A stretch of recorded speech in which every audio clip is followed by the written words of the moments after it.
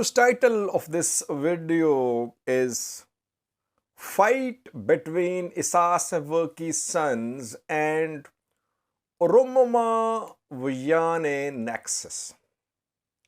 Let me make it a little clear for you. These terms are being used by several news outlets and Ethiopian activists these days. The two terms are not new terms, Weyane, Oromummaa, but Isaias Afwerki's sons is a new term. Who are Isaias Afwerki's sons? And what is this fight about? After Pretoria deal and before Pretoria deal, especially before 2018 and after 2018, things changed when it comes to Eritrean relations with Ethiopia. Eritrea backed Ethiopian opposition groups for years. Like TPLF-led EPRDF was backing arming Eritrean opposition groups. We know that Oromo Liberation Front fighters were based in Eritrea.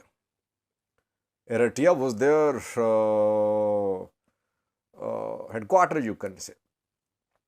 Amhara fighters were based there too. Andergacho Sege was based in Eritrea. Naga, today's education minister of Ethiopia, was based in Eritrea. And Tigrayans too, Namhit, other anti-TPLF groups, they were based in Eritrea. And Ethiopia also backed Eritrean opposition groups. Things changed after the war. After the peace deal of 2018 and after the war, we saw that Eritrea became an ally of Ethiopian government. After the start of war, Eritrea was ally of both Amhara elite and Oromo elite. When the war broke out, both Oromummaa lovers and Amhara activists, they were jointly fighting to weaken, to neutralize TPLF. So Isaias was their ally. But after Pretoria deal, things changed. New alliances are emerging now. Who are Isaias Afwerki's sons? I'm not talking about his real sons. Fano factions are being referred to as Isaias Afwerki's sons. That Isaias Afwerki's sons are fighting Tigray Oromo alliance. On one side, there is Eritrea and Amhara. On the other side, there is Tigray and Oromo. Can we say that actually the two alliances have been formed separately and fight is on? Well, there is no doubt about progress being made towards formation of Weyane-Oromummaa alliance. Tigray leaders have agreed to be junior partners in power.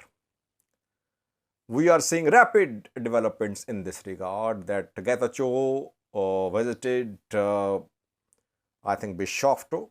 When he visited Addis Ababa, he was invited by Oromia region's president back then. Then Shimalis announced financial aid for Tigray. And after that, Addis Ababa Mayor Adnach Ababe, who is in Oromo, she also visited Tigray and she announced 500 million Ethiopian birrs for Tigray for reconstruction. And another meeting was held between Tigray leadership and Ethiopian federal government officials in Jimma a few days ago.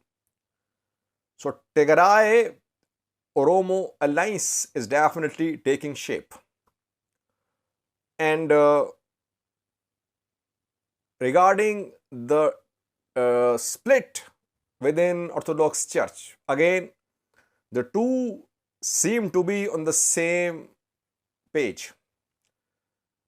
Oromia region-based supplant Orthodox faction is backing Tigray Orthodox Church's position.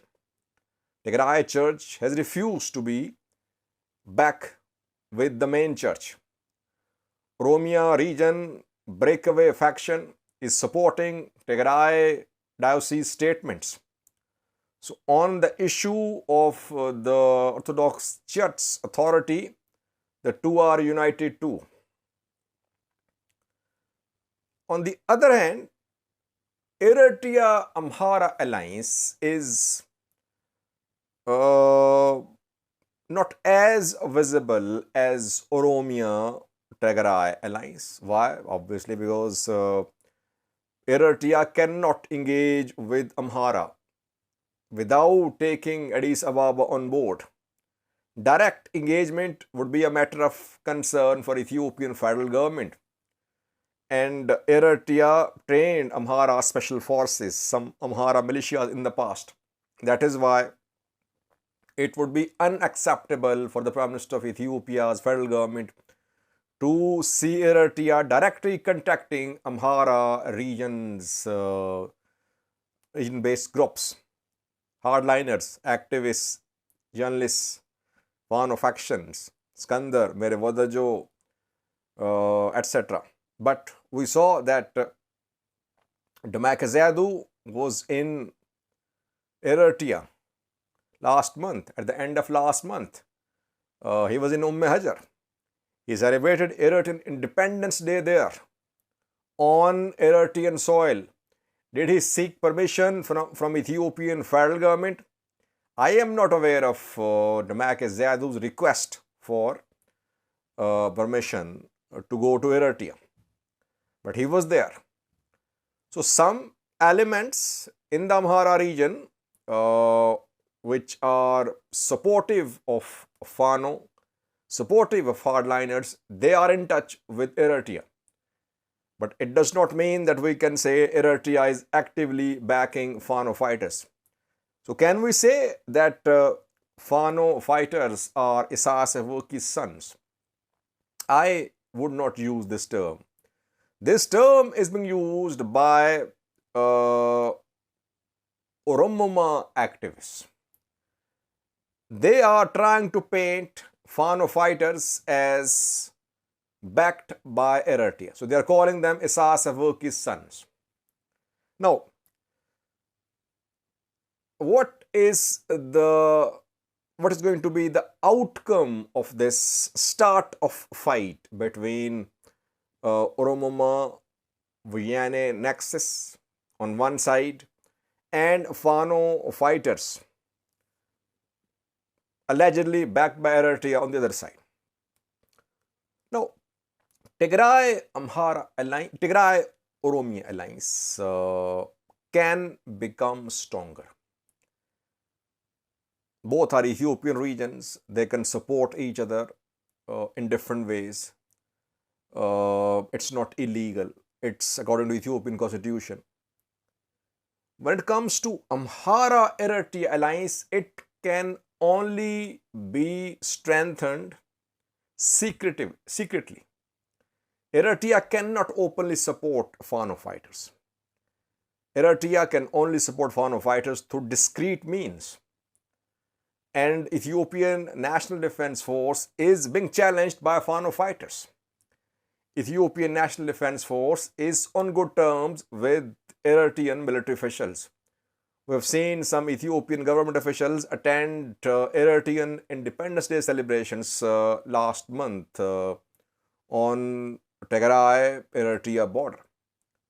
So ENDF would not allow Eritrea to back Fano fighters, because we're seeing that Fano fighters are attacking Ethiopian army. Ethiopian army members are dying in this clash between the security forces and Fano fighters.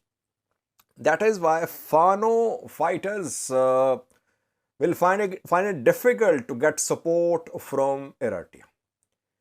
They are basically on their own. Their main support is from diaspora. Eritrean diaspora, Amhara diaspora, if it stays united, it could pose a challenge to the federal government. It could be huge support for Fano fighters. But practically, it's going to be difficult for so-called Isaias Afwerki's sons to get support from Isaias Afwerki from Eritrea. Eritrean government, Eritrean ruler, they are watching the developments in Ethiopia very closely. They want to see the future of Ethiopia-US relations. They want to see the future of Tigray Oromo alliance. They want to see how significant, how important would be the role given to TPLF in Addis Ababa in coming months.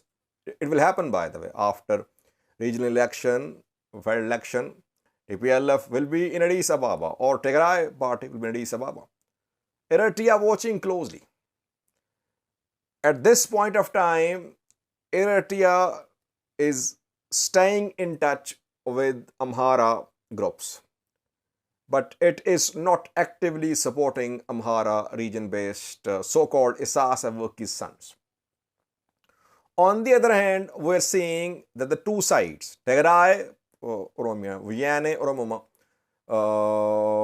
loyalists, they want to crush this anti-government resistance movement in the Amhara region. They want to split the church. They want to ensure that future in Ethiopia is determined by Oromos and the junior partner Tigrayans. So we can say that these two unofficial alliances are taking shape. If there is no constructive intervention to take all the parties on board for lasting peace in the Horn of Africa between Ethiopia and Eritrea, we're going to see conflict after conflict in Ethiopia. And sooner or later, Eritrea will be involved in one or the other form. So what is needed is some platform where all stakeholders can sit and resolve their issues. An internal platform in Ethiopia involving Tigrayan, Oromo, Amhara dissidents. An external platform with talks between Eritrea and Ethiopia-based groups, Tigrayans, Oromos, Amharas. That is the way forward. But both suggestions which I made have not happened so far. Internal dialogue is not inclusive. Ethiopian government appointed National Dialogue Commission lost trust of almost all major opposition parties. It is on its own trying to get funds, but basically it could not come up with any constructive proposals for lasting peace in Ethiopia. On the other hand, we're seeing that the leaders are making big decisions, forming alliance, trying to minimize the role of other ethnic groups. Between Eritrea and Ethiopia, the relations are, we cannot say relations strained, at the same time not very cordial. After Pretoria deal, gradually Eritrea distanced itself from Ethiopian affairs. Eritrea only wanted to ensure complete implementation of Pretoria deal, which is not happening. Implementation is not going according to the deal. Everyone knows that disarmament, demobilization not progressing at a good speed. Whatever the reason is, but implementation is very slow. Lack of funds, commitment. You can mention several reasons, but implementation is extremely slow. If implementation is slow, you can imagine what Eritrea is thinking.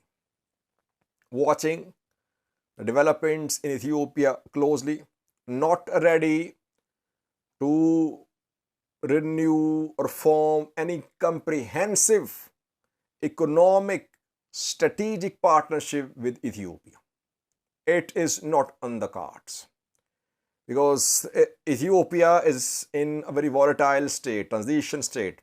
No one knows what will happen after a few months. Who will be the main group in power in Ethiopia in coming months? What will be TPLF's role? How strong will be TPLF? What will be the role of Amhara PP, Amhara activists, a new force? So a lot is happening in Ethiopia. Eritrea just watching the developments very closely. Ethiopian government trying its best to keep Eritrea away from Ethiopian internal matters, especially regarding what is happening in the Amhara region. A few months ago, a top Eritrean military delegation visited Ethiopia. Eritrean intelligence chief was part of the delegation, Abrakasa. Delegation visited Addis Ababa, it visited Oromia, it was not allowed to visit Amhara region. Why? Obviously, because there were fears that the Eritrea-Amhara alliance could strengthen. So, Ethiopian government wants to keep Amharas away from Eritrea. At the same time, federal government wants to adjust TPLF in Addis Ababa. So, several issues. So far, I can conclude that it would be unfair to call Fano fighters as Isaias Afwerki's sons. Having said that, yes, Weyane Oromummaa nexus is taking shape.